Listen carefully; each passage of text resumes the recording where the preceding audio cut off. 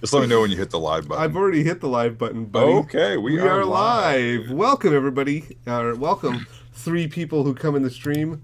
Wait, three might be a lot, actually. Three. Welcome to the one person. Welcome, Zuko. Thank you for joining the stream. Yeah, let's talk. Today, I'm here with my good friend, Ben Mapes. Hello, everybody. Ben and I go way, way back. How And back is way back? he really wanted to talk about some stuff. And, I started to do this podcast format, which I'm testing, okay? I'm testing a podcast. I want to talk with people, get to know who they are, what they're about, and just talk about magic stuff. So that's what we're going to do tonight. And I got Ben here. Tell me a little bit about yourself, Ben, for the viewers. Well, I am Ben. Hello, everybody. I played Magic way back when I was a young tyke. The one that I remember, well, it's true. Way back. The set that I remember vividly is Ice Age. Wow, that is way back. Is it? I don't know. Being a young tyke playing Ice Age Magic with my friends, and then the whole. We'll just get into it. Why not? This is Medina stream, so whatever. The whole Bible scare happened, and I was told that I couldn't play Magic. It was the devil's game. So I had to trade in my Magic cards for redemption cards. I'm not gonna lie. I played a lot of redemption in high school because of that. Because there was exactly. There was like the Christian parents would not buy this. Your parents would not buy you Magic. They would be like, no, that's the devil. We're gonna, and then we would see. They wouldn't say, hey, we're gonna buy you redemption. We would see redemption in the Christian bookstore. Yep. Near the CDs, right? And we would be like, hey. There's a card game. What about this? This is the Bible. Exactly. This is a Bible card game. And so, yeah, I remember Redemption. We played it at lunch, and people kind of made fun of us for that. But yeah, well, yeah. So, but that even that shaped my my gaming career. I always had that ping of Magic in the back. And then 2010, I moved out to Kansas. Got connected with my good buddy Keith. He was out there, and got shout out to Keith. Yep, got connected to a local game store in Lawrence, Kansas called Astro Kitty Games, Astro Kitty Comics. Kitty, huh? Yeah, they had a. Do they just want like a cat in their logo or something? Is that why they went with the kitty? Well, or was there someone named Kitty who owned it, or? No. I actually, man, if I had my playmat down here, I'd show it to you. But it was pretty cool. That's where I really cut my teeth back into the Magic community. Started with Rise of the Eldrazi. That was my first pre-release. So the whole Jace the Mind Sculptor was Jace the Mind Sculptor was the thing that defined my Magic career, followed closely by Gideon Jura, but we'll get into that later. But yeah, what do you mean by wait? When you say defined your Magic career, those sound like words. What does that mean? Well, when I first started, I was just getting into it. I had a lot of disposable income, a lot of free time, no family, no kids, out in the middle of nowhere by myself. So, I trying to back then it was about you identified with the deck.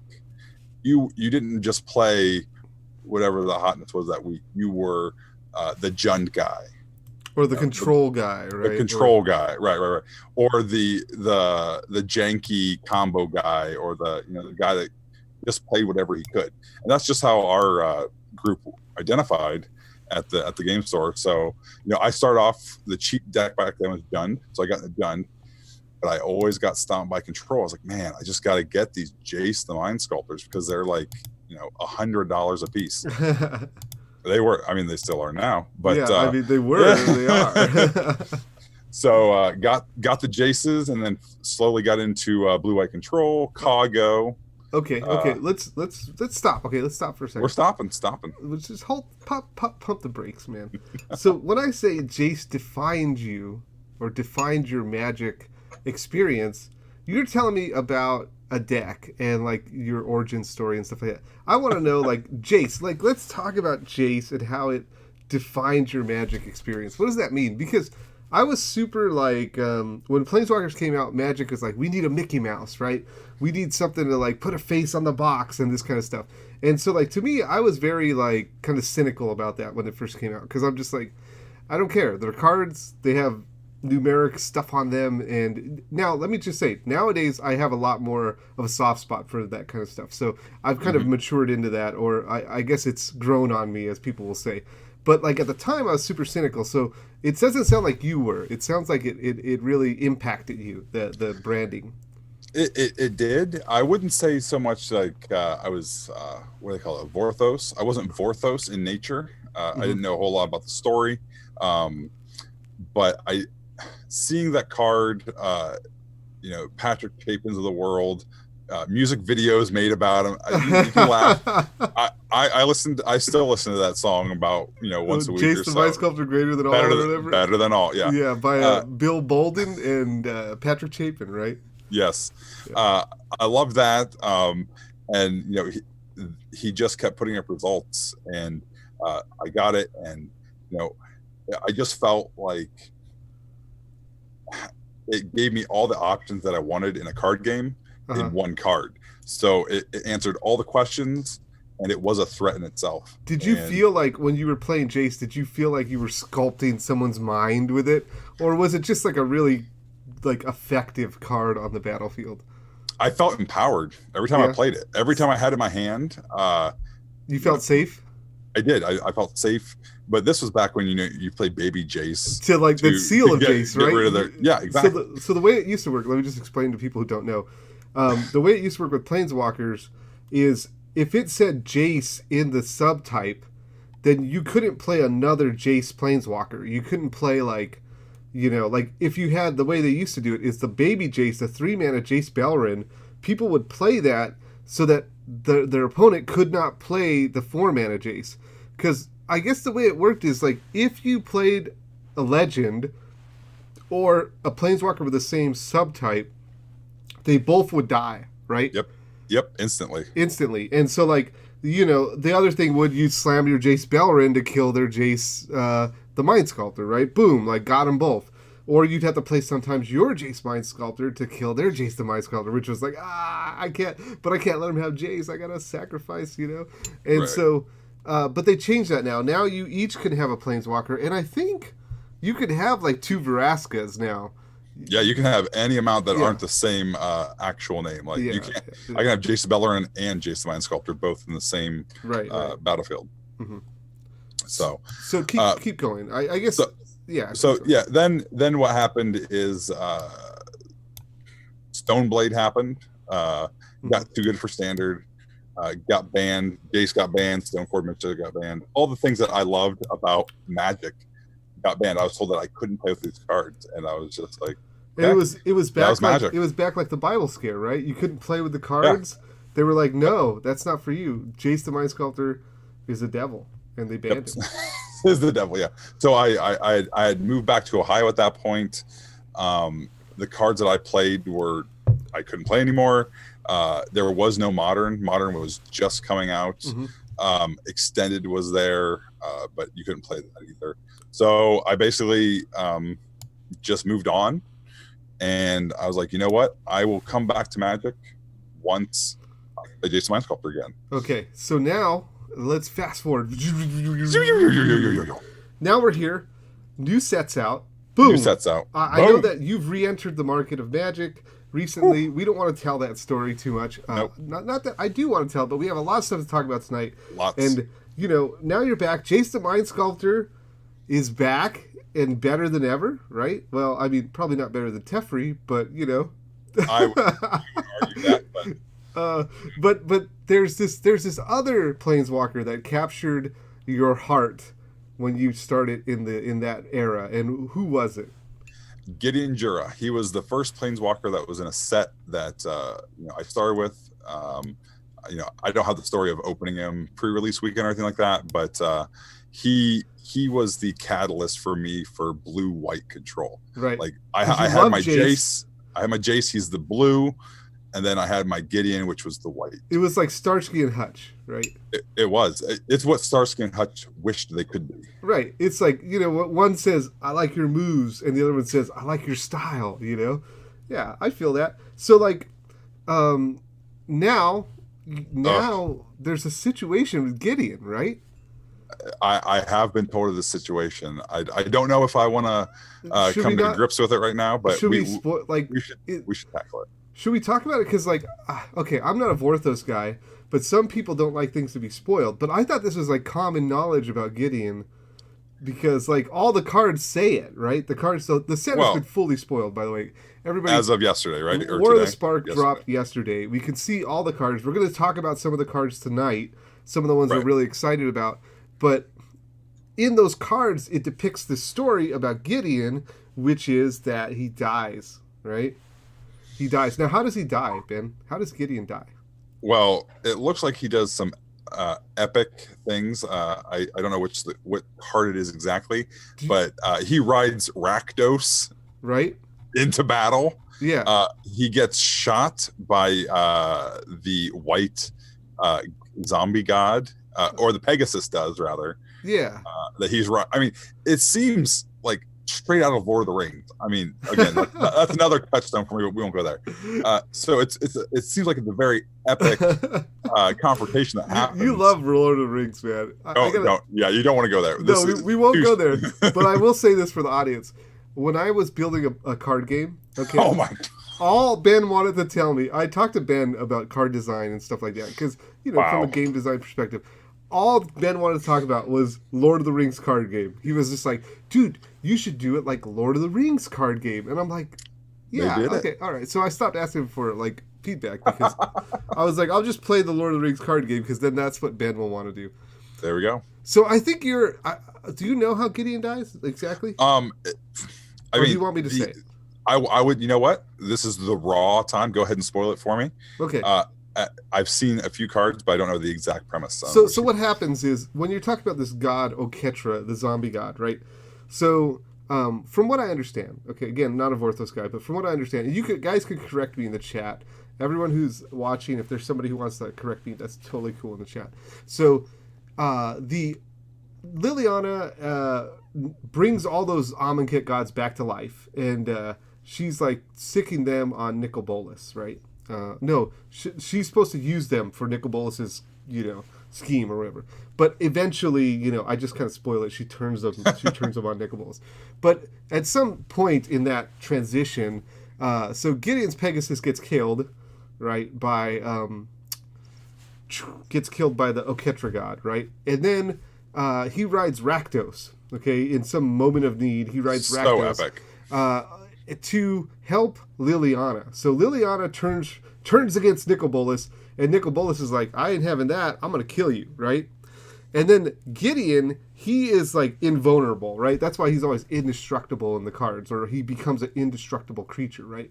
And so what he does is he goes to Liliana and he gives her his invulnerability, okay? In the form of what?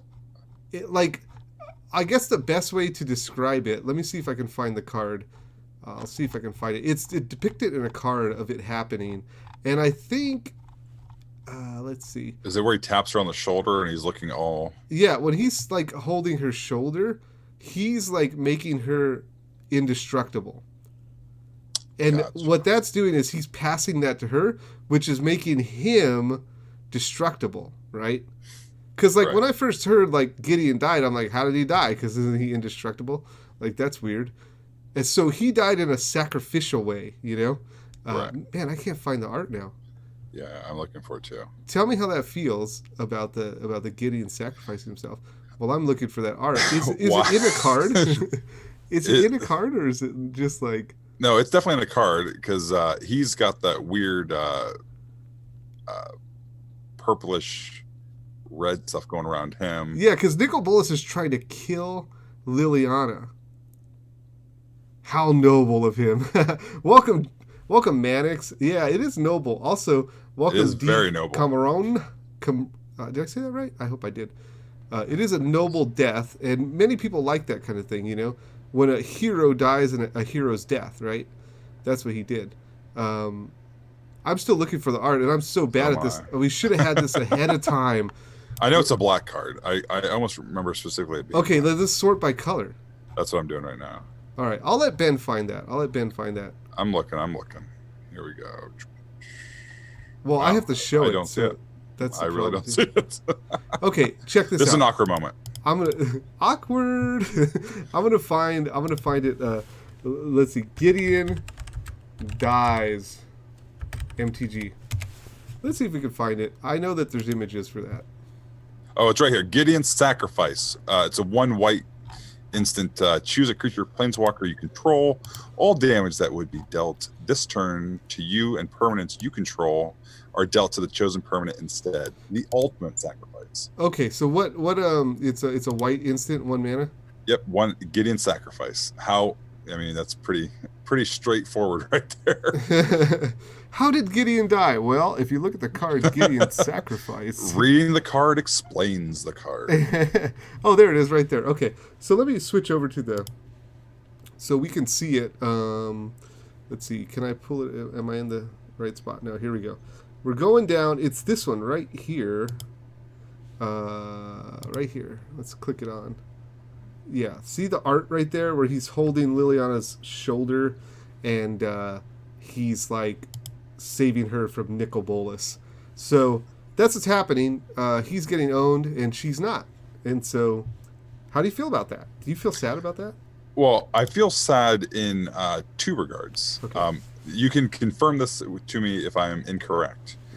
Nicol Bolas does not die in this exchange. He just gets his spark taken away. So he gets his spark taken away. Right. It's like when you're a kid and you're like misbehaving and they take your toy away, right? That's what happens. Right. So he's no longer a planeswalker? Right. He's not a planeswalker. He's all sad in the Shadow Realm or something like that, you know? Okay. So that he can come back later like, as the ultimate villain or whatever, right? Right. It feels like if you have a big brother, right, and you have a problem with someone that you know, and you're having beef with that person, right? Big brother steps in, gets clobbered, and then like nothing really gets resolved between those other two except for him getting clobbered. Yeah, the big brother gets owned, but Nicol Bolas is out of power now. Nicol Bolas. But what about Liliana?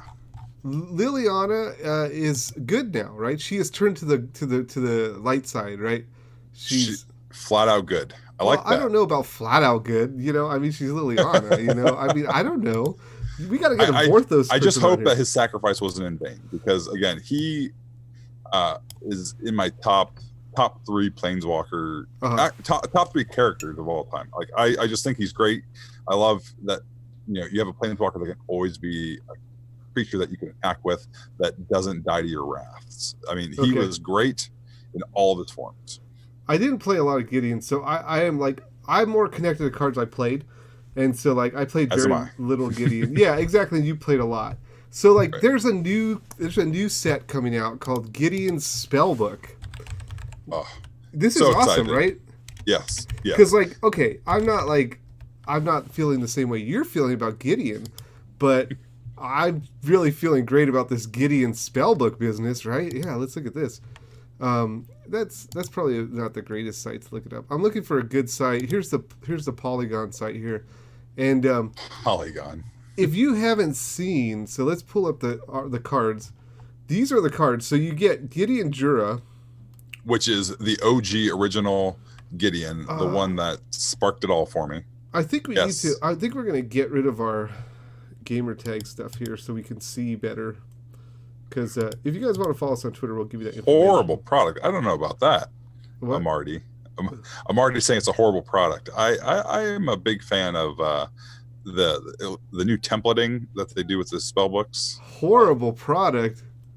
I don't know about that, man. What is he talking about? Amar, stop it. These are your people, so I will have to assume that they follow the same ideals that you do. Oh, so, no, I'm moving. Do you feel it's a horrible product? Do I feel? Hold on, I'm shaking the camera. Oh, man, this is the worst. I can't let it go. It's, sorry, guys. Sorry, everyone. I messed up the camera because I was trying to get a good Gideon Jura picture. Yeah, so let's go back to podcasting. There we go. This is better because, like, I'm trying to show you stuff, but it's not working out. I'm going to put the link in the chat so you can see what we're talking about here. Shaking the camera up and whatnot. This guy gets it. Okay, let's see. Wait a second. Let's tune into chat. Yeah, you better get into this chat. Let's tune into chat and see what's going on here. We gotta set some people straight. Okay, so Amar says this is a horrible product. No one should buy it. And then, but that face that means all it was a joke, right? Oh yeah. Because look at D. Cameron says wants no one to buy it, so he could have it all. Oh, yeah. The plot thickens. So just so everybody's clear, I think that this product, as far as the two spellbooks that we've had so far, has the two single best playable cards in it that could be desirable to a mass audience, especially modern focused, with Path to Exile being one of them, and then Rest in Peace being the other, which is gorgeous art. I can show the Rest in Peace. It's right here. It actually moved me that they put up like a statue to Gideon to honor his sacrifice. I mean, I'm getting way off base here, but like right there, that, I mean, if that doesn't make you feel, people, you need to get your feeling checked. Yeah, so what he's talking about is this Rest in Peace here. I don't know. It's great. It's great art, you know. So, but it's also an extremely playable card in modern, as well as Path to Exile. Okay. I mean, art aside, these are extremely usable cards, whereas the J spellbook was. Before we dive any deeper into this, let's just go through what cards are in there and talk about it real quick, okay, so that people understand what we're doing. Okay, so this is Gideon Spellbook. It's a special box product. It comes with 8 cards and 1 random foil of the 8 cards, right? So it's not the same foil every time. It's one of them at random. So you get a Gideon Jura, a Gideon Gura. A Gideon. You get a Gideon, and then you get a Martyr's Bond, which is a huge commander card. By the way, the only time it's been printed in foil is the Gideon Spellbook. So look out for that one. No big deal. No big deal. Huge commander card. And then we got Path to Exile. Woo! Huge. And Gideon's laying the smackdown on something. I don't know. Is it Gristlebrand or something like that over there? I mean, but first of all, these templates will make that stand out hard. So people will like this for that alone. Okay. That's going to have an off factor. Again, let's keep going. What's in the box? Let's talk about what's in the box. What's in the box? Okay, so Rest in Peace, which we talked about. Okay, awesome. You know, we'll talk about it later. Shield of Faith, or Shield It by Faith. Shield of Faith. Shield It by Faith. That's redemption. Yeah, that's redemption. True Conviction, another commander card.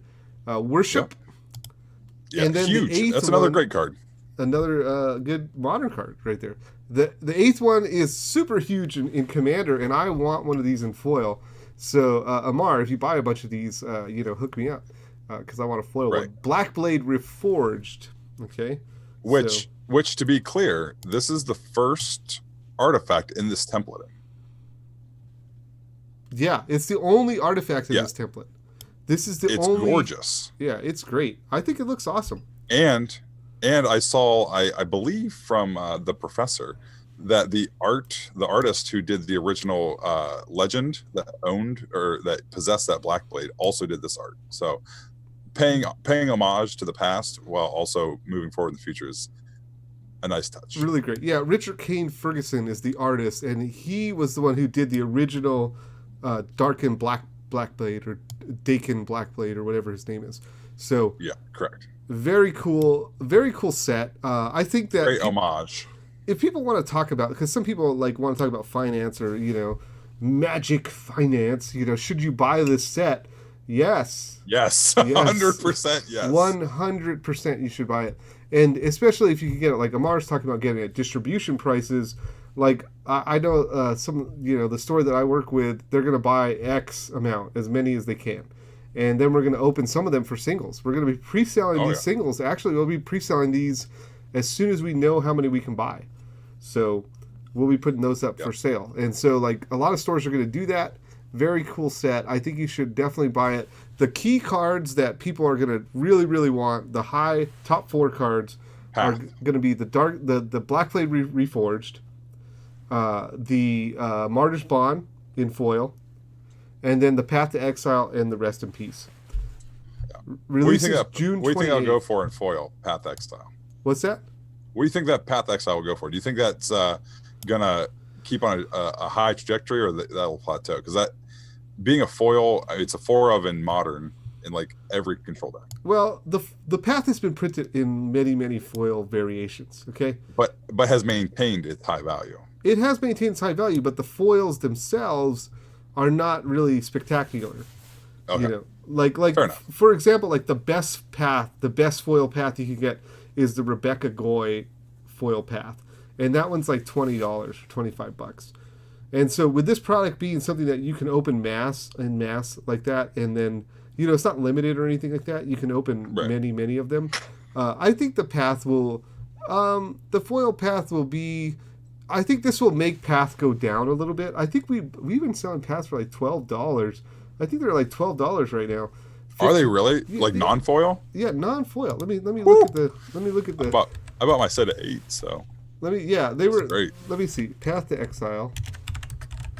Let's find out what the real price is, so I'm not giving you fake data. No fake news here, folks. Yeah, they're like $9 or $10 Path, and the F&M promo is about $11, $11 to $12. And so I think like Path is probably going to get pushed down just a little bit. Well, I say that, but you know, Path never goes down. That's the weirdest thing. One of the weirdest things about this card is it never goes down. So I think Path will be like, you know, probably like 7. Path is going to end up around the 7 mark, and then you know, these will you'll probably be able to get these for between $12 and, you know, $18. The foils. What's this retail for again? The box. Yeah. I think they're probably like $20 or something like that. $20-$25. Yeah, that's a slam dunk. Yeah, definitely. And there's going to be some foils that are just worth it alone. Yeah. You know, for sure. I mean, that's your lottery ticket, right? You buy it for the cards you want, and then the lottery ticket's the foil. MSRP 20. Yeah, I'm already. That's great. Yeah, it's great. It's great. MSRP $20. That's right. That's nuts. Yeah.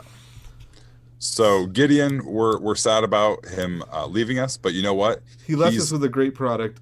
He left us with a great product. He is the second of my top 3 planeswalkers that have lost their spark and died.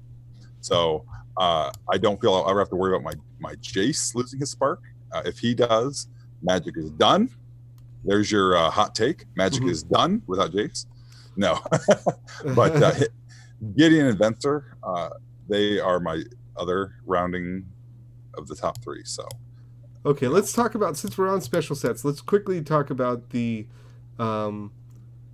Mythic edition for the set.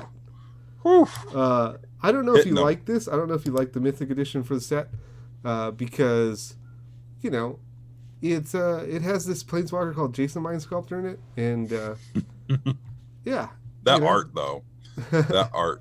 Although what I don't understand is, maybe you can enlighten me here. That left side of the art looks literally like it's supposed to be the art of another piece of art. It does look like very a little bit weird, right? Right. It's like a little bit like it's almost miscut. I can't zoom in. It's like the art's not that great, but right. Yeah, so this one real quick has, so the Mythic Edition is a box, a 24-pack of box that you can buy that comes with 8 packs which have been seeded with these 8 planeswalkers. You for sure get these 8 planeswalkers in the box, and they sell it for $250 on eBay on May 1st. So what you're looking at here is Jace the Mind Sculptor, Ugin the Spirit Dragon, Gideon Blackblade, Tezzeret the Seeker, Garruk Apex Predator, Nicol Bolas Dragon God, Nahiri the Harbinger, and Sarkhan the Unbroken. So this is another one of those products where if you can afford it, the price will it's just $250 is just too little. It's nuts. if you can sell your bar mitzvah bonds, if you can, if you can mortgage your house 12 times over, this is as a non-finance person, this is a no-brainer.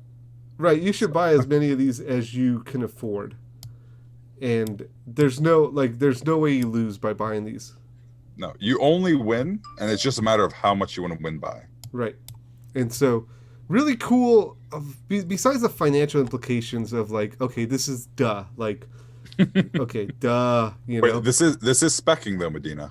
It's not specking. 100%. It's not, because you can look at the price of these cards right now, and it will tell you how much this is worth. It's just like if you buy an undervalued card and say, "Oh, that's specking." No, it's not specking. You know what this is going to cost. Okay, real life question that came up with a buddy of mine as we were cubing today. He is going in on a Mythic Edition. Okay. And he had some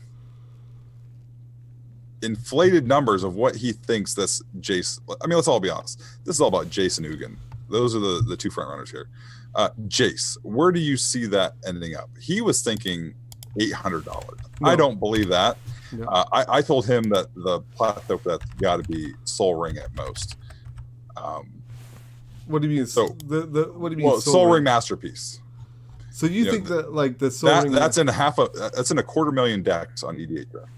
So I know you love EDH Rec stats, so I'll just throw them at you whenever I can. But with Jace, being it's easier for someone to spend that money on a one-of card. I mean, this is a conversation all the time. But where do you see that Jace the Mind Sculptor plateauing? Not like the initial run of everybody selling them on TCG. Okay. But like in 3 months, where do you see Jace at? Well, let's get some like grounding numbers here. Okay. First of all, you can buy it for $200 right now. So on for pre-sales, right? No, on TCG Player pre-sale. Yeah, pre-sale. Okay. So like okay, you're going to see a lot of Jaces at like the 150 to 200 range, because people are trying to get out their money out of the box, right? Exactly. Okay, so people are going to try to sell the 2 Planeswalkers and keep the other 6. That's what I was thinking. It's one of the normal plays, right? Well, you're not going to sell the Jace, let's be honest. No. You would sell every other Planeswalker. Sell everything else but the Jace. Yeah, exactly. So what I would say is that the other grounding number here is like, I think that the original Jace, when it was foil, I think the most that hit was 500. Right. I don't think there was ever any. I mean, yeah, like in the 500 range. Someone will be like, "Oh no, they were 525," or whatever. But that was also in the heyday when Jace was in standard and legal. Right, Jace was legal all over the place. He was only printed in one set at that point, and the set was like kind of like. It was a small set. Yeah, small set, super pressured on the demand, on the supply and stuff like that. So that was Jace was like the card, and at that point it was $500. So he had a hit song. With all the reprints, he had a hit song. With all the reprints and whatnot, I think that Jace settles at like 250. Between 250. Yeah, I don't even want to go to the 300 range. I feel like 250 around in the vicinity of the 250 range. I feel like Jace could have matured to that point, but he's going to be low to start. Low, relatively speaking. And that's kind of where I was trying to put some realistic expectations on my buddy who came over. Because the sky's the limit with what he thought was going to be the price of that Jace. So I just wanted to bring him down a little bit. I just wanted to, talk to someone like yourself. That's why we talked earlier about like what kind of numbers, that pack foil versus the Mythic Edition foil. Right. And so like, how rare is that versus the pack foil? You have to take everything I say with a grain of salt, right? Because like I have experience, but like I don't see the future. You know what I mean? People are, and there's people like Amar says Jace 300 to 400. Whew. That's what he says, And that's what he's selling them for. Amar's pretty smart, So yeah. So like, he says Ugin at around 250, and I don't know about that. I'm not sure about that. I mean, if those numbers were real, I mean, should someone? I mean, honestly, this is an honest question. Should somebody put some serious leverage on their other assets to go in deep on this Mythic Edition? Well, here's the thing. First of all, you can't buy as many as you want. You're limited by 2. So you're only limited to 2, but you have to have multiple accounts. Right. So like, how many can you buy? How many accounts can you buy? You know. Right. Like, you know, let's look at Teferi. That's a good example, Amar. Teferi Hero Dominaria, the pack foil versus the Mythic Edition. So we have the pack foil being $82. Wow. And then, yep. That looks 82 is on the low side, but that looks right. Yeah, and then I would say. Yeah, and then the other one is you're looking at $240. Right. And to be fair, I mean, to put that in perspective, Teferi is run at most of like as a 2 of in the older format, whereas Jace you're looking at about 3. Yeah. 3 of. So yeah, it's like fair. It's a fair thing. The thing is though, Teferi doesn't have as many printings as Jace has. Right. So, like, if you want to foil Jace, like, if you want to foil Teferi, you have to get the pack foil or you have to get the Mythic Edition. Now, if you want to foil Jace, you could get one of many pack foils. Yeah. You can get it from the vault. Ugh. Or you can get, you know, Mythic Edition. So, there's a lot more options for Jace than there are Teferi. Right. But then I guess you look at the desirable foil for people that want to pimp out their decks is going to be the Mythic Edition, right? Across the board? It depends. It depends because some people like original set foil. Yep. The other thing is some people don't like the foiling process of the of these kind of things. Right. Yeah, I think Amari is correct in those are the 2 best options, right? It's going to be whatever the original foil was versus Masterpiece, and then there's no middle ground.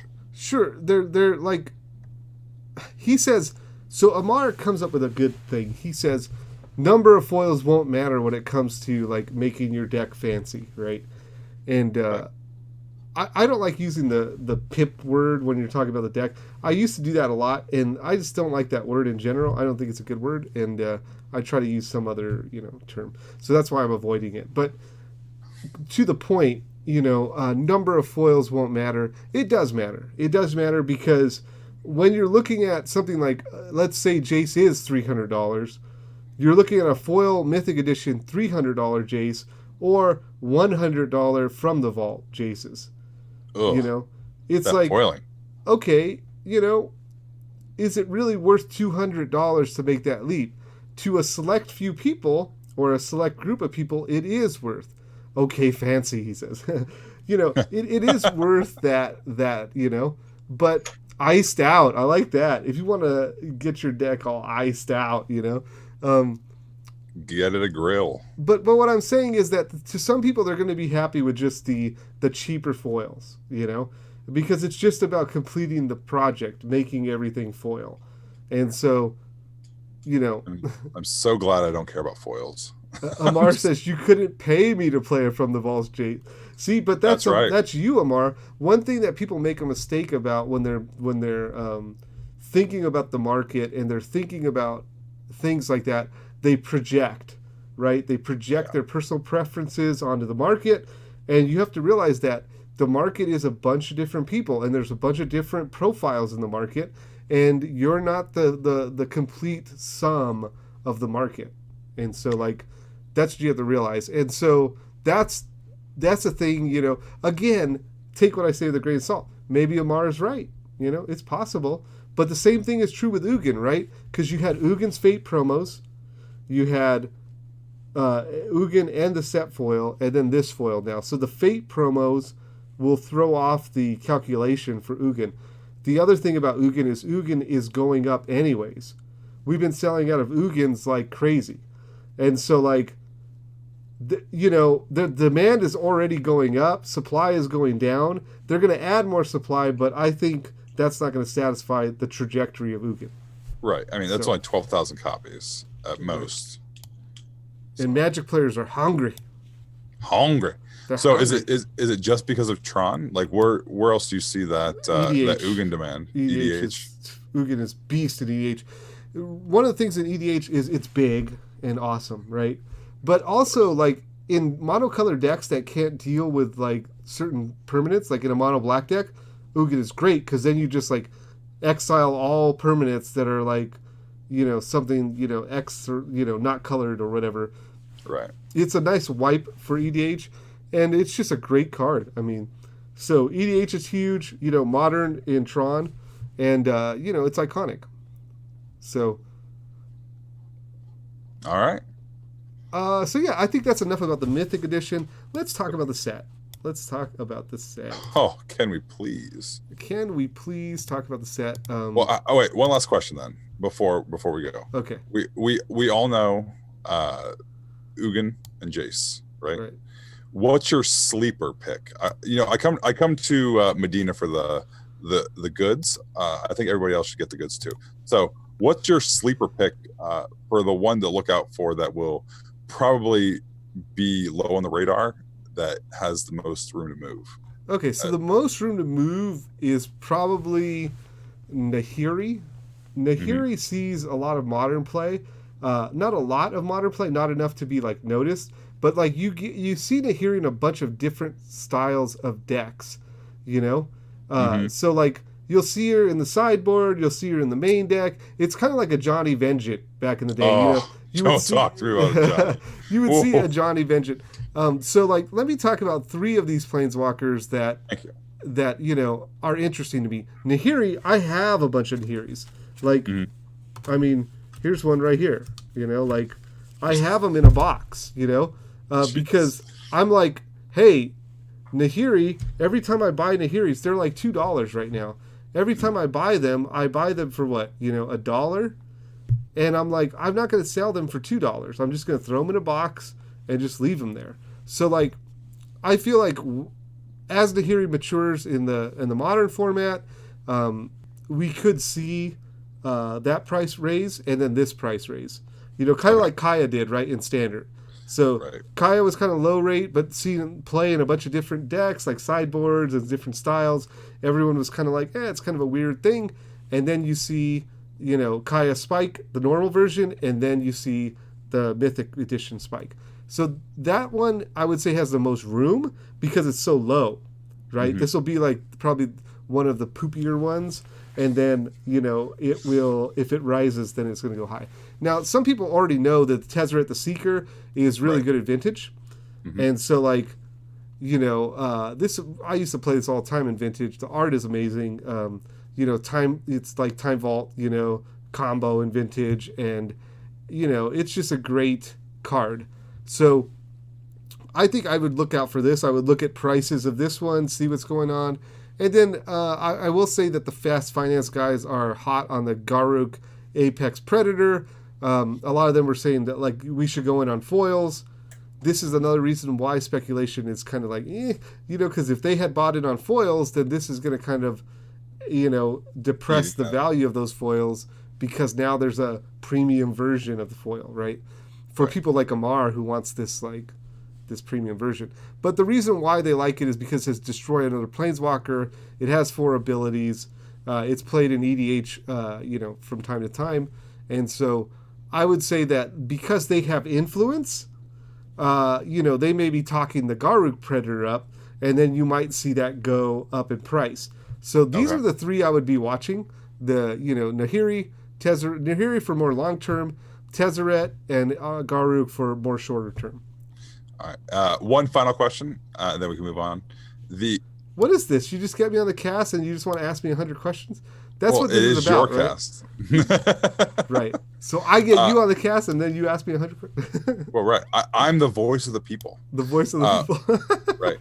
So does the printing of these, does that inflate the non-foils of these as well? Like, so does putting, like, for instance, Apex Predator, putting that out on the map of like, this is our premium product, for someone's like, well, I can't afford, a $50, $60 one.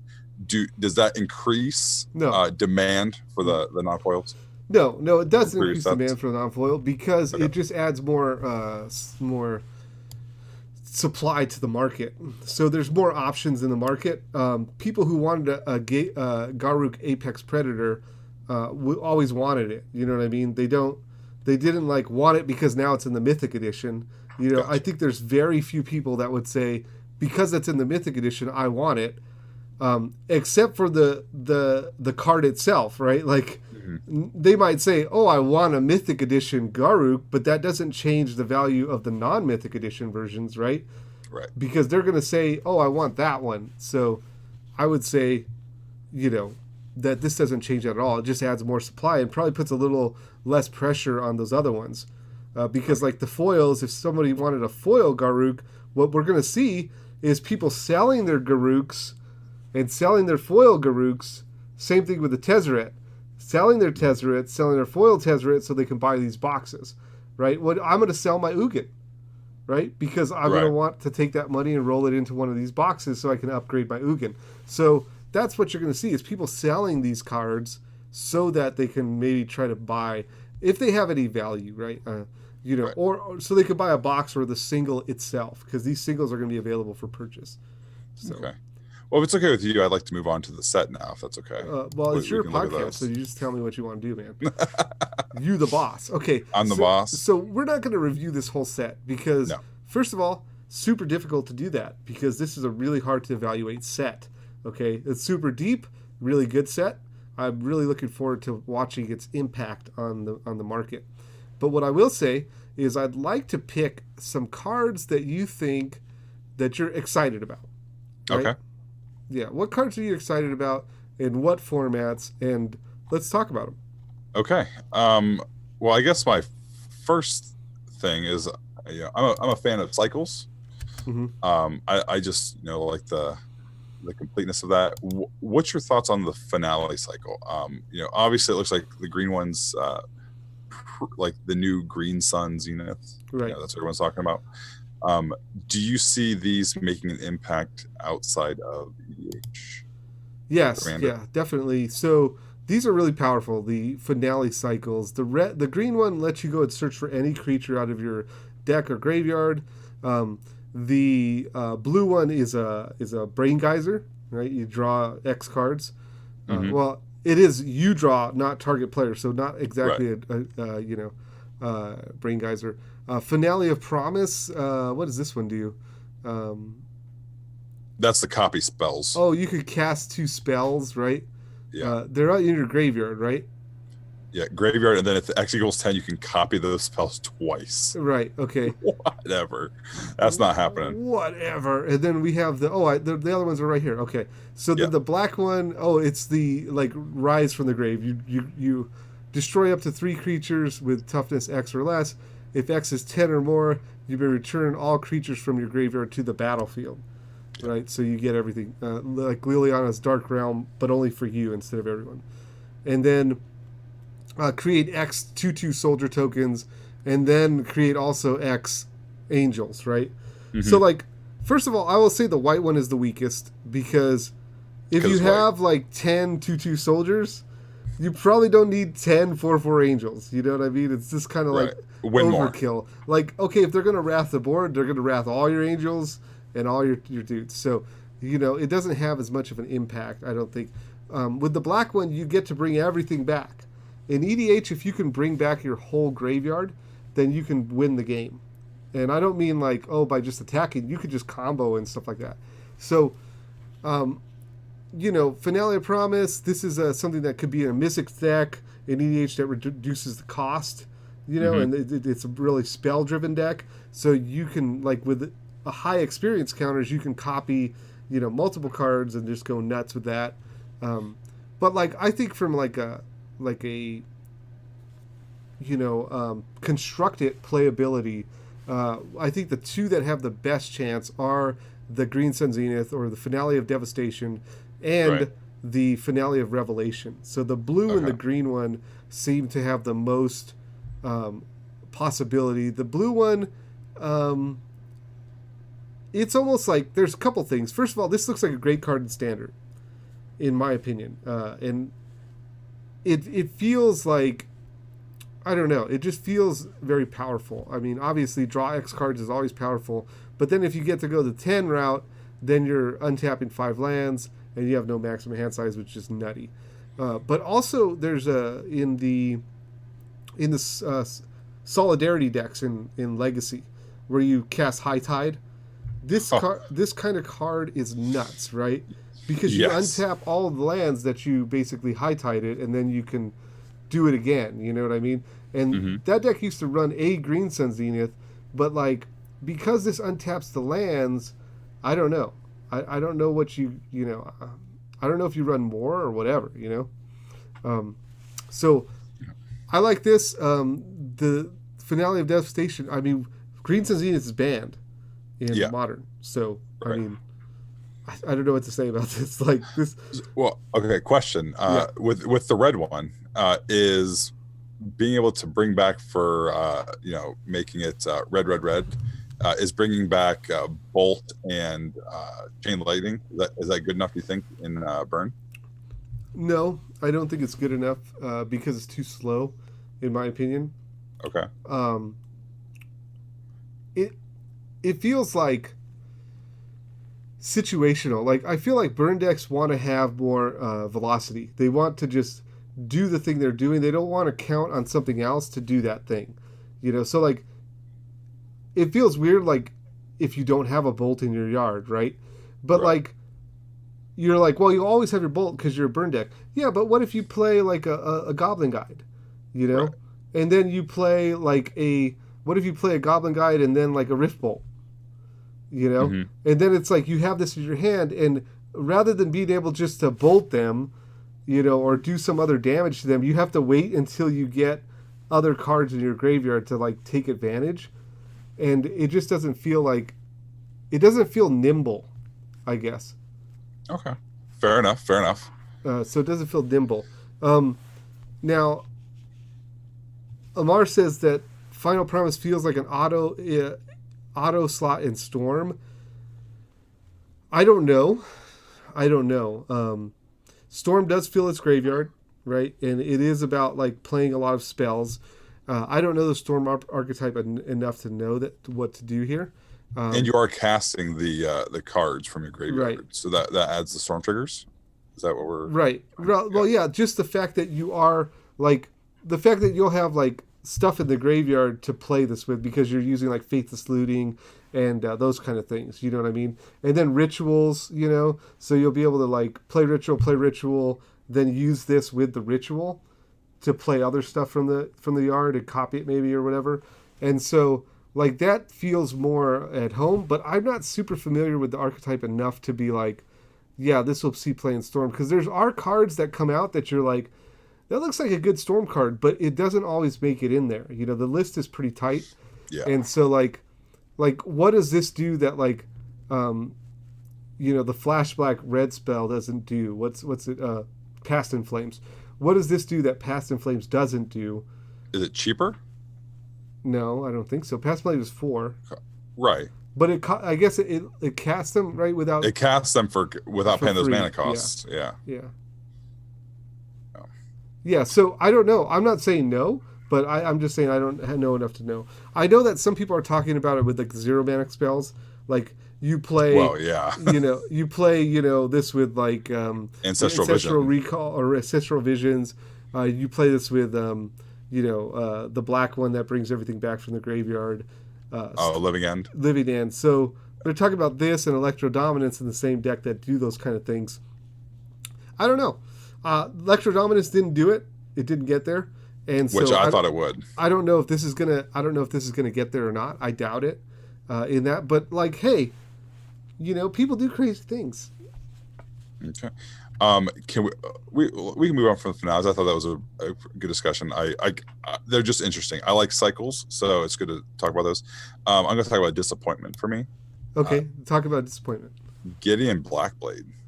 This is your guy. This is the guy. This is his coup de grace.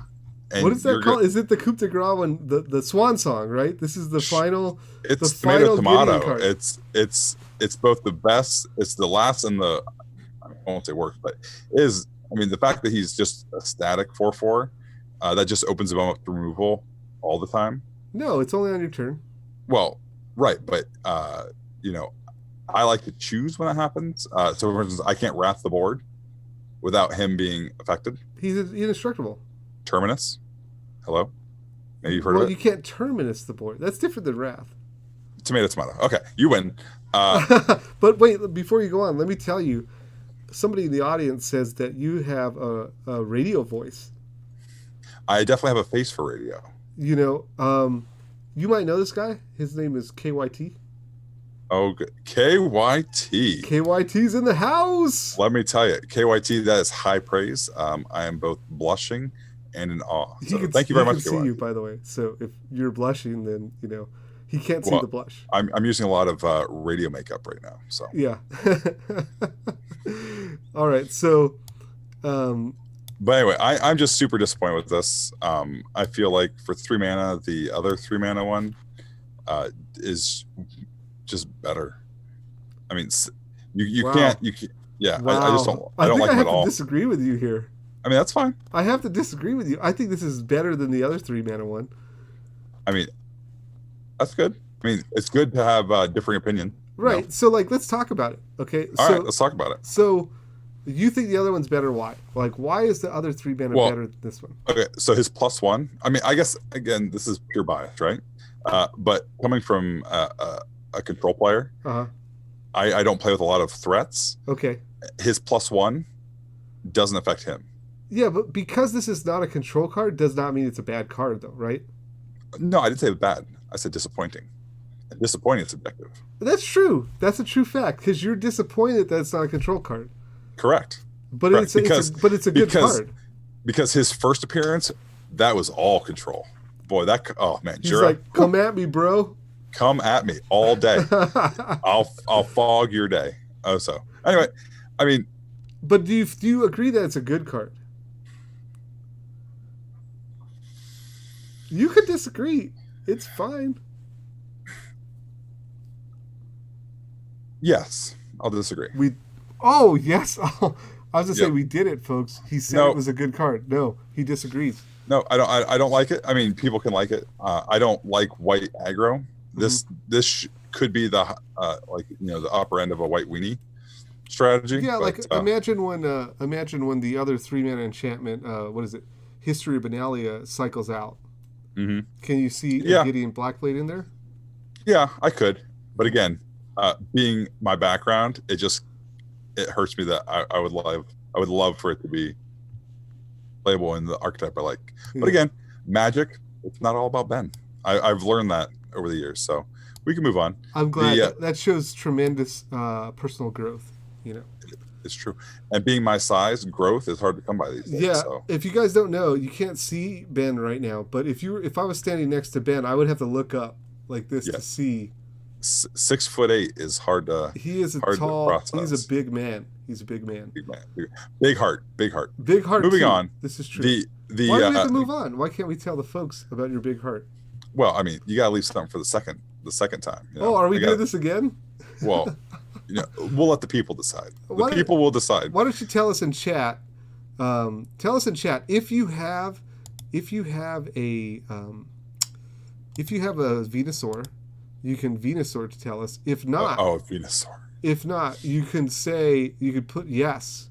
Let us know if you want us to do this again. We're going to keep going through this list while you do that. So that was a disappointment to you. What a personal disappointment. The God cycle. I think that's another interesting cycle. If not more than just a thematic thing. People are loving Kefnet. I think that the red one is really good. The red one is the Through the Breach, right? Yeah. I think that one will be a pretty fun one. I don't play red, so it won't be fun for me, but it'll be fun for somebody. All right, cool. So, but moving on. What do you want to do with that? Are you gonna with the red one? Is it the Emrakul thing? Are you gonna Emrakul people with it, or? I mean, if I were playing red, someone was there's the Green God. Why not flash in the Green God? Uh-huh. double up your boys, make them a 12-12 trample, and then bring them back to your hand, 12-12 trample. Okay. That's cute, right, for standard. Yeah, but like you wouldn't do that in standard. You would play. I don't play standard, Esper control or something, right? Blue-white. Yeah, you play blue-white control. So like that's why I'm intrigued. Like, why does the red one like interest you? Well, you ever you are a thing, but then you look out that window, you go, man, you see that grass over there? That is some luxurious grass. So I can't grow that grass, but I respect that grass. So you believe that it's like you looking over and saying, man, I wish that I had it in me to cast that red god. Yes, 100%. Okay. I could never do it. Never. Because there is no one red counter target spell. Yes, there is. One red counter target. No. Not it's blue called spell. Pyroblast. Not blue spell. Anywho. Guttural response. I knew where you're going with that one. We'll move on. All right. Jace, again, as my top guy, unimpressed. You're Nothing impressed? is unimpressed. All right. Second spell, I can put a 1/1 counter on target creature. Why does Jace care about creatures? Jace cares about himself and Gideon. So unless I'm putting on Gideon, you're looking at the other one, right? You're looking at the event deck one or whatever. There's only one on here. Arcane Strategist? No, that's the Planeswalker deck. Why isn't the other Jace? Oh, is the other Jace rare? Oh, yeah, okay. Yeah. Okay, well, good. I'm allowed to be unimpressed. It's the Planeswalker. It's the Planeswalker deck, man. Okay, it's all perfect. Good. Perfect. All right. What do you want to talk about? I mean, I don't want to hog your thunder here. Hey, this is our thunder. It's our thunder. All right. We made this thunder, but I will talk because Good. Give me a chance and I'll do it. So I really like. Okay, moving on. I really like the. That's so trash, man. What a troll. All right, so what I like is this card called Blast Zone. It is a land, and it's basically an engineered explosive land. And I love engineered explosives, and I have a 70 land EDH deck, and this thing is so good in that deck. So I'm looking forward to putting that in the deck. So I think it's great. Will it see constructed play? Yes. It's hard to say. I think so. I think it might. But it is you do have to do quite a bit for it.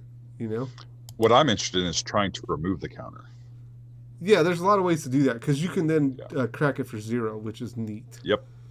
Getting rid of those chalices. Be gone. Be gone, chalices. We don't like you here. All right.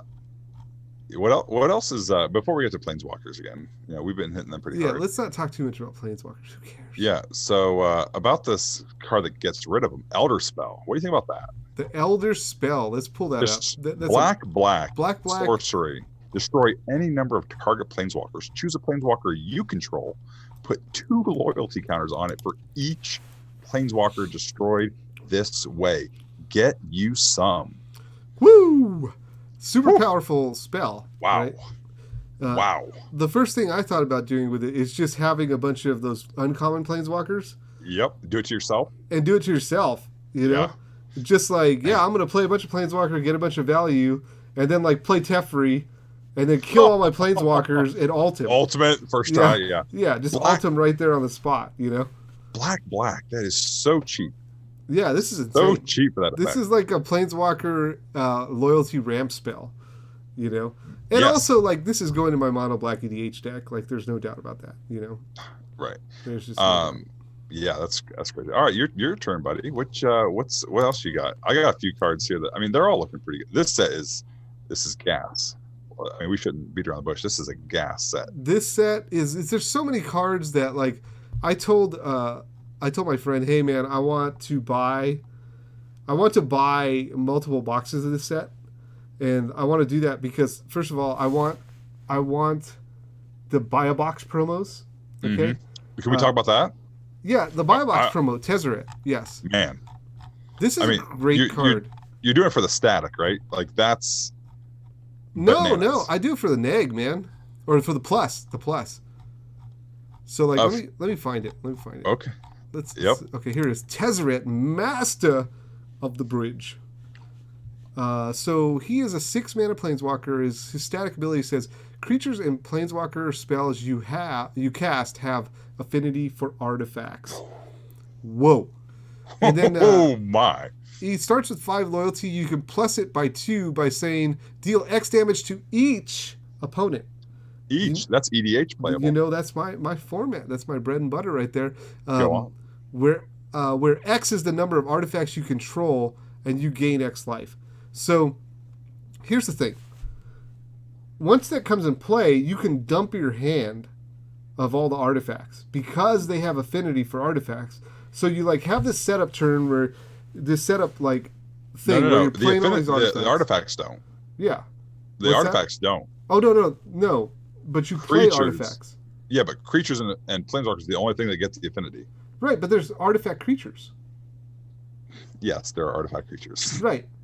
Yeah, okay. and there's artifact creatures you would play already, like things like, the one that's sacrificed to go get 2 basic lands. Right. Was it Burnished Heart? Mm-hmm. So you got Burnished Heart, you got like Solemn Simulacrum, you got all these artifact creatures that you would play anyways.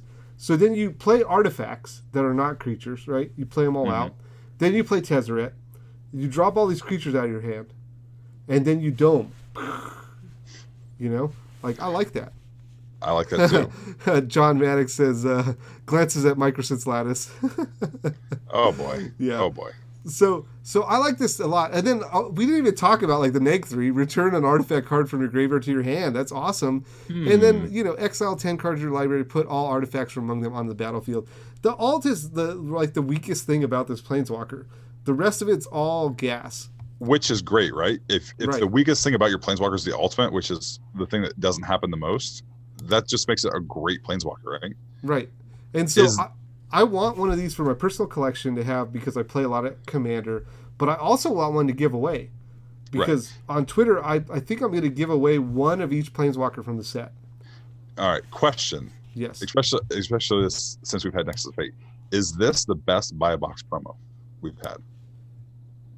It's tough. I think. I think so. Format agnostic. No. No. No, because Nexus of Fate was great in Standard. Right. It's played in Modern, and where is it played in Modern? It's played in EDH. There's a turns deck. I mean, I didn't say it was tier 1. Right. Okay. Fair enough. I like it. So like. I will say that, it has all those play. It's played in Commander as well. And so I think that one probably is still the most widely applicable. I don't know which one will win price-wise. I think he's got the wow factor. I think that the thing is, here's the problem. Okay? Nexus of Fate does not appeal to all the players. Right. Okay? Not everybody wants to take a turn. Or let me put it this way. I think there's more players who want to cast a Planeswalker than want to take an extra turn. Right.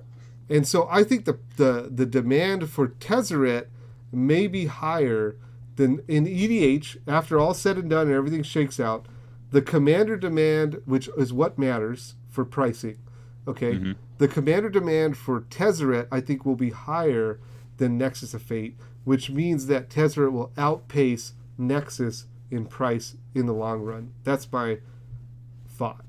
Do you see a home for him in Standard at all? I don't know. Yeah. I don't know. Fair enough. I mean, it's hard. It's hard to make him work in Standard, in my opinion, because you have to have like artifacts that you want to have in play, so that the creatures you would have affinity, or the planeswalkers. So you either need to build around planeswalkers or creatures. And then you'd have to have some really good artifacts to play. How sick is he with Walking Ballista? Oh, yeah, he's sick. Right? Yeah, because you just get to like put a bunch of counters on it.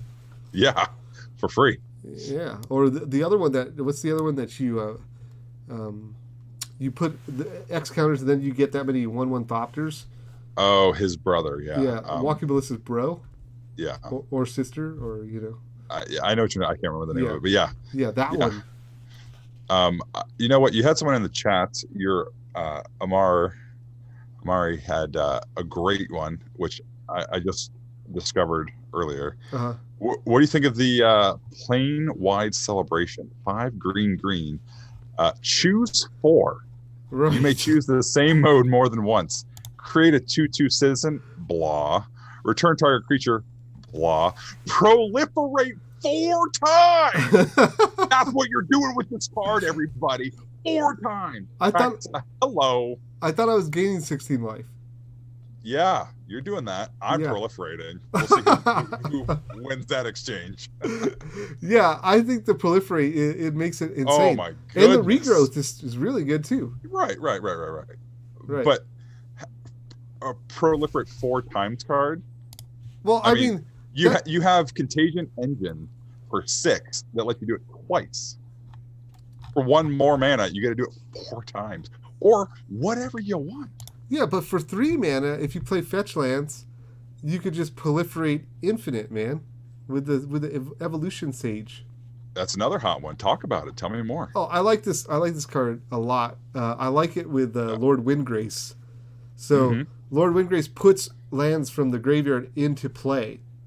Okay, so like with this in play, when it puts it into play, you get to like, it feeds. It's like a feedback loop, right? It gives itself loyalty counters by putting the lands in play and Evolution Sage proliferating. So like, I think it's really cool that there's a commander that really like feeds off this one, feeds off this. So like, as soon as you get this in play, you could go for a big turn where you just alt Lord Windgrace. Because you can like crack all your fetches, Harrow, and then like just get not infinite, but tons of proliferate, and then ultimate it. Now I don't know if alting Lord Windgrace. I don't even know what the Lord Windgrace alt is. Nobody does. Let's find out. Is it worth it? Let's find out if it's worth it. Lord Windgrace. Okay, so destroy up to 6 target non-land permanents. Then create 6 2/2 cat warriors with forest walks. That's not bad. Right, yeah. I mean, but you don't want to hear your ultimates not that bad in a 4-person commander game. I mean, it destroys 6 permanents, dude. It's not that bad. I mean, it's not winning the game. It's not winning the game. Not that bad. No, it isn't. Not that bad. I don't know. I like it. Where are you at on my favorite illusion, Spark Double? Oh, some people are like talking. Who was saying that this is like the most? Who was saying this is the most impactful card in the set, or the most like the best card out of the set? Who was saying that? Well, I don't know, but unless you were in my mind, it may have been me. No, not me. You think this is the best card in the set? No, but man, living the dream. 2 Jace the Mind Sculptors. Get out of town. Get out of my town. Just go. That's just ridiculous. Thank you. I think this is a good card. I think it's a good card. It's diversity. You get creature or planeswalker. I mean, it's not. It's double the mana of the 1 blue from Avacyn, right? Avacyn? Are you talking about Phantasmal Image? Yeah, there we go. It's double that, but you get a lot more diversity. Yeah, but it's also your creatures. Do you know about this other one? Tell me more. The one that copies a permanent. Which one's that? There's a Clever Impersonator is what it's called. Yes, I have that in my EDH deck. Okay, then why is this better than Clever Impersonator? Why not both? Why not both? There we go. Why not live in my magical Christmas land? Well, what I'm saying is that, okay, I understand that there's like edge things, right? Because you could copy a Planeswalker and it's not legendary, right? Right. So like, yeah, you get to have the same Planeswalker twice, but like, I think that edge case is not like as good as being able to copy any permanent. Well, okay, okay, I won't go there because you'll just hit me with a bunch of reasons. Whatever. Besides creature and planeswalker, what artifact, enchantment? Yes, Land. hit all the other types of permanent for me. You ask if you ask a question like that, what do you expect? Relevant cards outside. You're just looking at EDH, right? Yeah, I mean, like, this is a card that we're talking about EDH, right? I mean, I just like it. I mean, it's got Jace on it. I just want to do my Mind Sculptors all day long. I think, like, the other problem is it only copies something you control. That is an issue, but it also doesn't have the usual illusion clause. No, but neither does the Clever Impersonator. Okay, you win that round, Batman. Let's move on. I'm just saying, like, Clever Impersonator, like, for me, it's like, okay, we have to go to EDH because we're talking about, like, Spark Double to be in standard. Yeah, there might be like a Saffron Olive deck that runs these, but like, now when did Saffron Olive's name become an insult? It's not an insult. It's not an insult. It's just saying that, like, don't get me wrong, Saffron Olive is great, man. He is a content creating machine. I wish that I could create content. I wish I had his beard. Okay. We all envy him. Okay. We all wish for the beard. We all wish for to be like him. So there's no shade here. But what I'm going to say is that he likes to play the against the odds decks, those decks that are just like, I don't know. They're not competitive, right? And I don't want to say not competitive, but they're not tier. They're not. But tier. you just said it. Yeah, but I didn't want to say it. I'm not perfect in my communication, you know. Okay. So like, we're talking about this in EDH, and I just think about things like people say Paradox Engine, right? Or, you know, like Aetherflux Reservoir, you know, or Grave Pact, you know. I guess in those situations it'd be a win more, right? So basically, it's a win more card. If you already have that ace permanent, no, it's someone else out there. No. I'm saying for Spark Double. Oh yeah, for Spark Double, yeah. If you already have that permanent, like, then okay, you're gonna copy it, you know. Okay, look at that. Minds can change, everybody. Here it is. I love it. I'm medium on it now. Okay, that's but good. Where are you at? I got another card set up, ready to go, but I want to hear where you're at. There's so many cards that I'm interested in, you know. So many things that, like, even like you know, there was this weird combo with how do you say it? Fibblethip? Oh yeah, Fibbleth the Lost or Fibblethip, right? Fibblethip. you gotta get the tongue wagging in order to get that name out. I can't do it, but there's a weird combo where you can basically you run no creatures in your deck, and then you use Proteus Staff to stack your deck, and you play them as your commander. So when you play them out, you Proteus Staff and you go through your whole deck and stack it, and then he comes back in play, and then you draw the 2 cards off the stack, and then you gush, and then you draw 2 more cards, and then you like make infinite mana essentially, and you know, it's just insane. So like, I think that's really cool, you know. Yeah, I like it. It's a neat trick, right? Right. But you're not gonna bust that deck out, you know, 3 times a night, right? That's a one trick pony. Everyone's like, oh, that's pretty sweet, and you're like, oh, all right, I'm a smart guy. I'll put that one aside. I might. I don't know. Then I'll play my Najiri deck. Najila. Tomato. It's tomato, red. Tomato. The Nahiri and Najila are 2 different people. So I like that. And what do you think of this one? This one got a little bit of steam. The Dread Horde Alchemist. Where are you at? Is that the red Arcanist? Dread Horde Arcanist? What you mean the new red? People are calling it Smackcaster Mage. Smackcaster. Oh, people love their puns. My wife would be chuckling if she understood magic puns right now. So yeah, I like him if I were to play red. Okay. I actually, when it comes to red, what I am drawn to most are blue-red wizard decks. Uh-huh. And this is a wizard. That's why I'm drawn to it. It's pretty nice. Even at face value, even if you're not doing anything fun about it, you know, your ops, your shocks, your bolts, right? All that kind of stuff coming back. That's pretty nice. But does this Smackcaster play well with Snapcaster? Why wouldn't it? Well, because they're both exiling it from the graveyard afterward. Right. So is it just Snapcaster 5 through 8? Um, Just like mission briefing? Tell me more. mission briefing was not a Snapcaster Mage. But it was a Snapcaster Mage on a spell, right? Yeah, yeah, but it did not result in Snapcaster Mage, you know, notoriety or whatever you want to call it. Do you play this in the same deck you're playing Snapcaster Mage? Is what you're asking, right? I don't think you do. I think so. I think this is like a mono red type of thing. Yeah, it's mono red or blue red aggro, like the blue red Prowess deck in Legacy. Okay. Yeah. I will defer to you in regards to that because I've never seen that. So I will take what you're saying as gospel. Okay.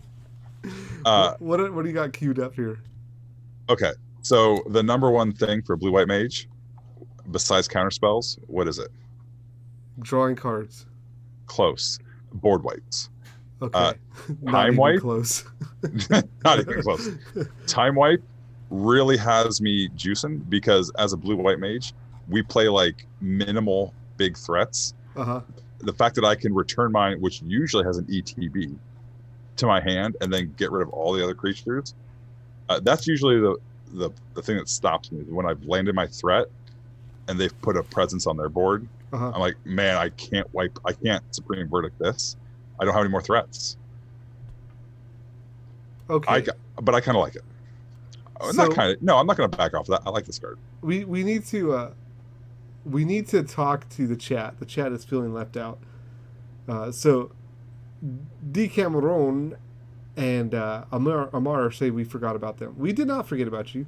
No. No. You guys are awesome. And it looks like they're talking about Smackcaster Mage. Don't call him that. Is the Smackcaster Mage in your Kaiga deck, or is it the Spark Double in your Kaiga deck? Tell me which one is in your Kaiga deck. Because I think the Spark Double you're talking about, because like you double your Kaiga, and then you like tap everybody down or something, I presume. Yeah, you can't steal an opponent's permanent with Spark Double because it has to be yours. Right. No, he's saying I don't know what Kaiga does. He's saying you can steal an opponent's permanent and then copy it. Then Kaiga. Gotcha. Yeah. I gotcha. I'm picking up what you're putting down. Oh, Spark Double. Okay, yeah, that makes sense. And then Adelice. I don't know what Adelice is. Is that a commander deck? Let's see. Let's find out. Everyone's going to find out. Oh, yeah. So this is cool. I thought about this when we were talking about it being a wizard. This is the wizard. Oh, yeah. I gotcha. You know That's what I'm saying? Lord, right? Yeah, the wizard lord that gives all your wizards prowess, essentially. And +1/+1, which will let them get bigger spells, right? Yeah, so like with the Smackcaster Mage, you can play a spell and then, then play it again when you attack. So I like it. I think it's a great interaction. Yep, I enjoy it as well. Like I said, if I were to ever go aggro, it would be like a blue-red wizard type thing. So tell me about this time wipe. You return a creature you control. Right. What creature do you control? Cataclysmic Gearhulk. Doesn't that wrath? -1. Right. So like you're gonna Gearhulk, blow everything up. Then you're gonna time wipe, bounce your Gearhulk, blow everything up, and then replay him. Okay. But I mean that's a cyborg guy. But I mean even like simple things like Baneslayer, Snapcaster Mage, bring him back for value. That's probably the most relevant. So what you're saying is you bring back your Snapcaster Mage, then you Snapcaster time wipe and bring it back again. Yeah. Wow. Look, I always want a Snapcaster in my hand as the white mage. It makes me feel very safe. It's like a warm, comfy blanket. All right. But I do. It costs 5. I get that. But I really do like that card. I think I'm lukewarm on it. I think it's not as good as Kaya's Wrath. And I mean, of course, sure it is. There's no swamps involved. Yeah, I understand. For the blue-white mage, of course, right? What about Teferi? You're a blue-white mage. What do you think of that? This guy, sick. Sick. I have to call off work the next day just reading this. Yeah. Okay. I agree. We don't even have to get into that silly stuff like what were knowledge pool and stuff like that. Let's just be realistic for a second. Okay. You're making them play at sorcery speed, and then you can turn your sorceries into instants. Get out of town. This guy's nice. I don't have to worry about you countering my stuff. Oh. Uh-oh. And don't worry, that's just ESPN. ESPN? Yeah. Da da da da da da. Okay. So yeah. This you have me saying it. Teferi. I always say Teferi. What do you say? Tefari? Teferi. You say Tefri. Tefri. That sounds like Teflon. I don't like that. I mean, he is slippery, but Teferi sounds more dignified. Teferi versus Tefri. Yeah. Where do you guys rest on that situation, Chad? You say we don't care about you. I care about you. DC, where are you at on that? I'm looking for this. I'm looking for this counterspell. It's a remand. Dovin's veto. That's my number one. No, that's not the one. No, he's saying it's blue remand. Yeah. Well, it's not a counterspell. You get to copy the instant or sorcerer. You get. I'm not even seeing blue. Where is it at? It's Is it uncommon? Yeah, it's not a rare. I don't think.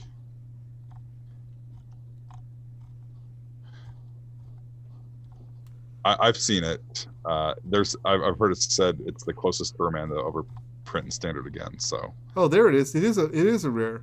It is a rare. What's it called? Copy instant or sorcery. Then return it to its owner's hand. You may choose new targets for the copy. Narset's Reversal. That's it. There we go. The problem is that it's instant or sorcery.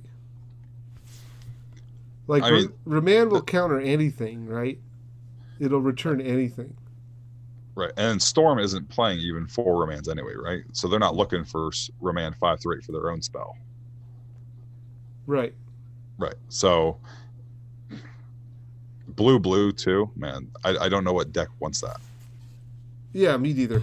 You're not drawing a card for the value. I mean, that's why it'll be fun. Look, it'll probably dominate, and I'll look like an idiot. But do you think they run 4 of these?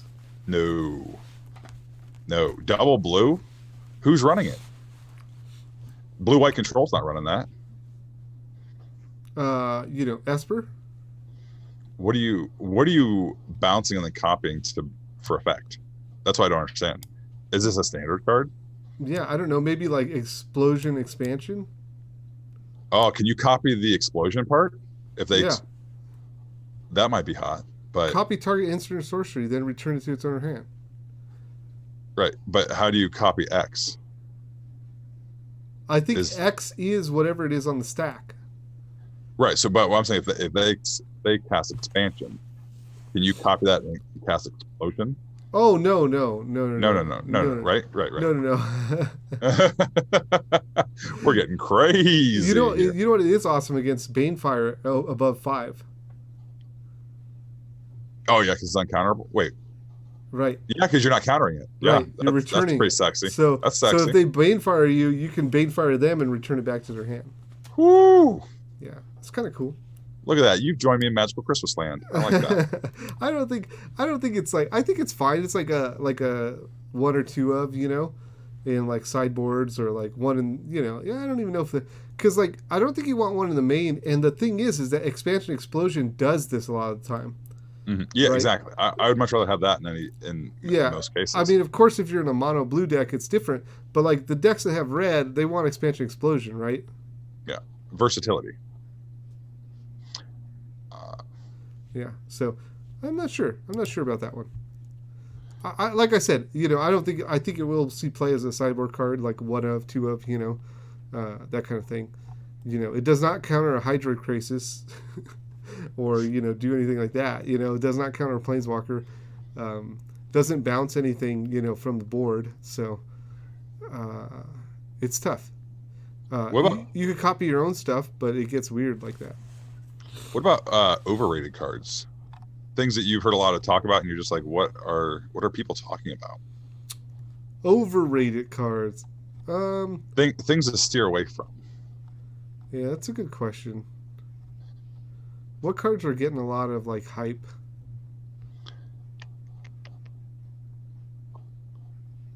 Um, Of course, I say that with no, go-to answer. I'm not sure. Like Feather is getting a lot of hype in Commander. I'm not sure if that's like really that great of a deck. Is that just the Vanifar syndrome? I think the Vanifar is really good. That's the difference. Like, I like it. I like these hot takes. no, Vanifar is a great. I mean, Vanifar like, if the goal is to win in EDH or Commander as they call it nowadays, then Vanifar Nope. wins the game. Like, there's no doubt. But like this Feather, you're casting something like Defiant Strike, right? Where it's like you target Feather, and then you bring it back to your hand, and you draw a card. Mm. So like you draw a card, and then you get the Defiant Strike back. But like cards like Defiant Strike don't do anything. It's like, okay, yeah, you get the Defiant Strike back, sweet, and you draw a card. It cycles, right? So you've taken like a useless card, you've cycled it for another card. Well, that would be great if the other cards in your deck were not useless cards that cycle, right?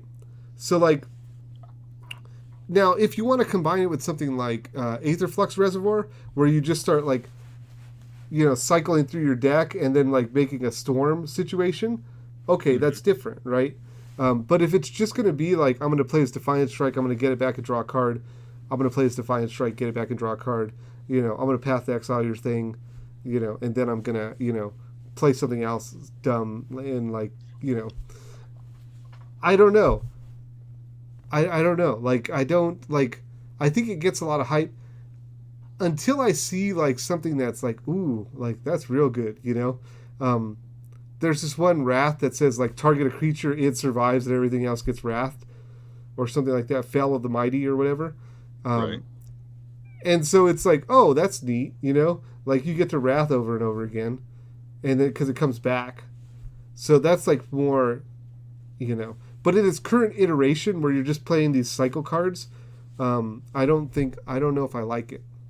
Yeah, I think Amar is on the money here when they're saying Feather is also better than most red-white commanders, but that isn't saying much. I think that's the problem.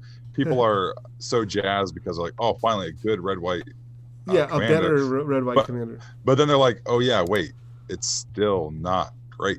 Like, why would I want red-white when I could play blue or Atraxa? Right, and I haven't started to build. I'm going to build a Feather deck for Alchemist Refuge.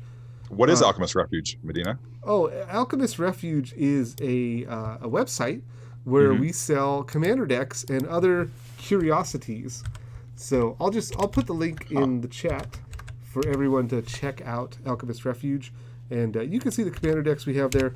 I'm going to build a Feather deck for Alchemist Refuge, and when I go deep on that, then I'll know how good the commander is. But right now, I'm not super impressed with it, so I think it's good. It's definitely going in the battle box because 3 mana for a 3/4 flyer is great. You know what I mean? Those are just good stats right there. Mannix has got a deck. He's acquired a deck from Alchemist Refuge, and he likes the deck. He says, I can attest to the shop. It is good. And if Zuko was here, he would tell you he got a Najeela deck from Alchemist Refuge, and he also said it was really good. And the reason why that is because I test these decks. So I build them, I design them myself, I test them for weeks, and then when they're like ready, I'm not saying they're complete. I think that people can get the decks and build on them and add their stuff to them. But when I feel like they're ready to win some games at a commander table, that's when I will take the picture and put it on the site. And we have 2 more decks coming up. We have a Vanifar deck, which I'm adding to the site, which is just stupid good.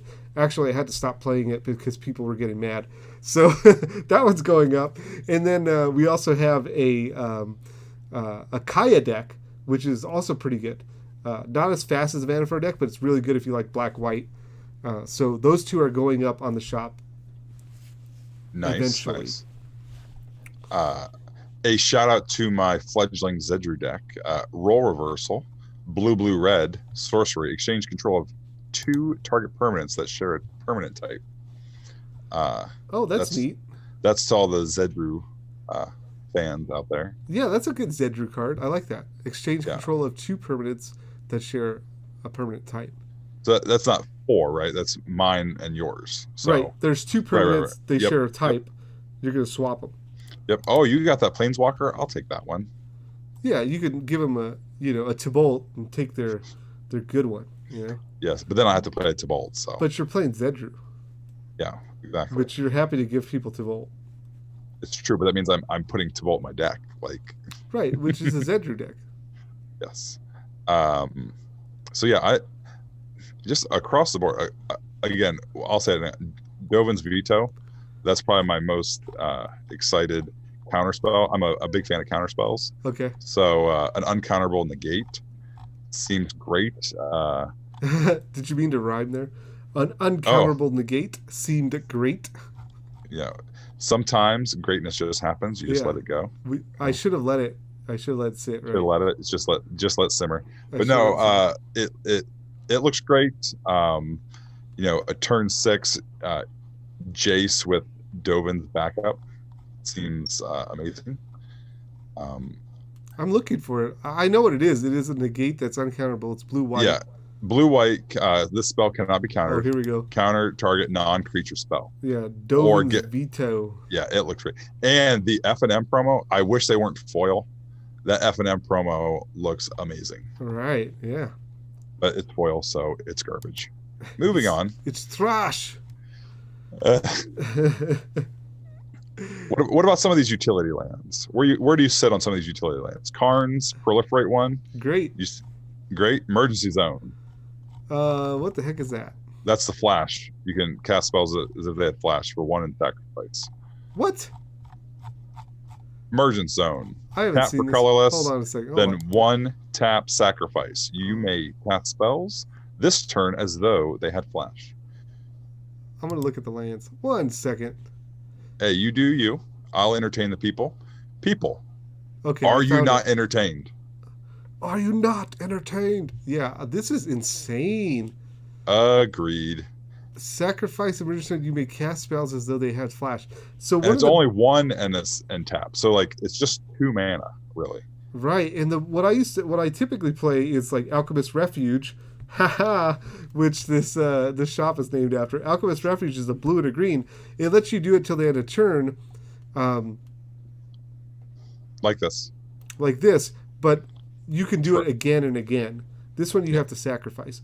But it's for any deck, not just blue-green. Right. This is for any deck.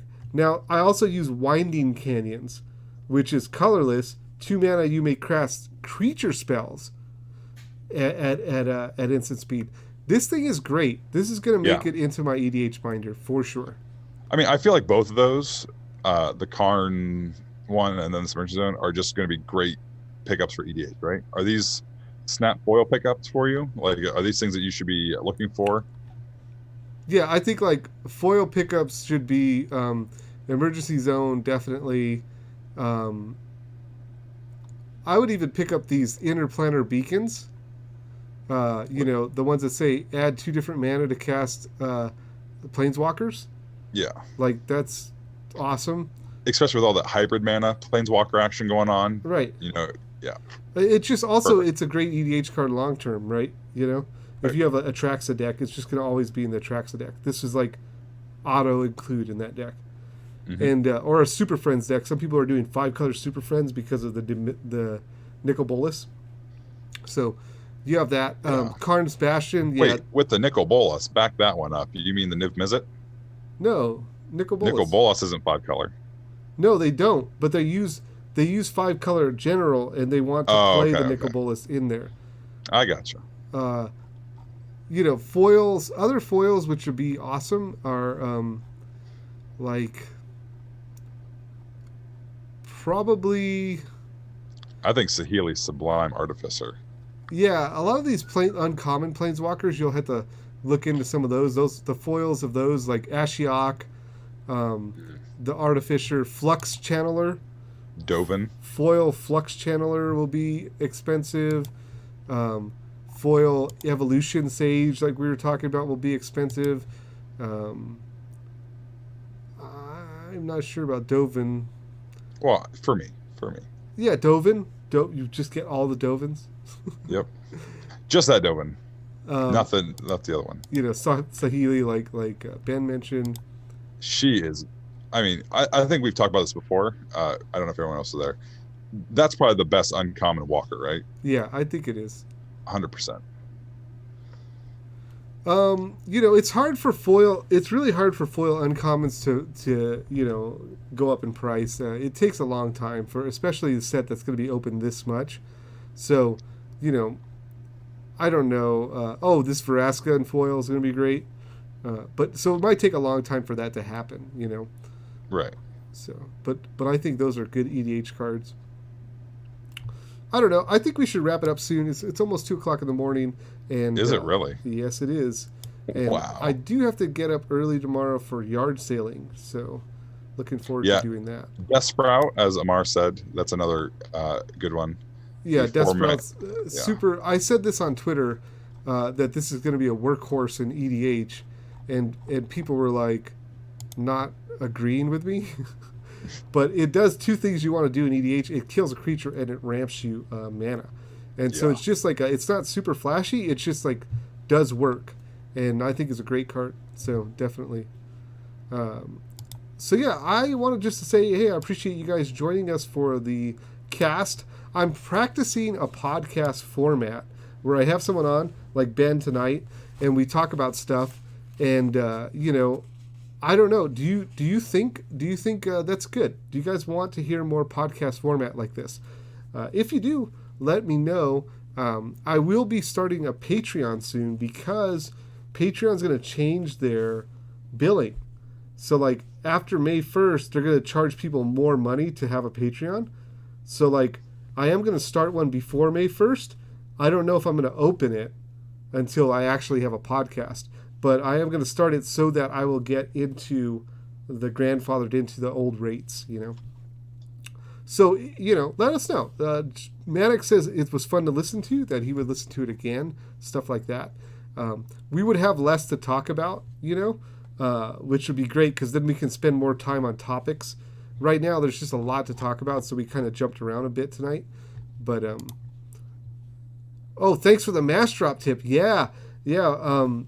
So if you guys haven't seen, before I sign off, Massdrop is doing a deal on 2 boxes, actually. It's the War of the Spark boxes are like $74 with a new account. And that's pretty dang good. That's like almost cost.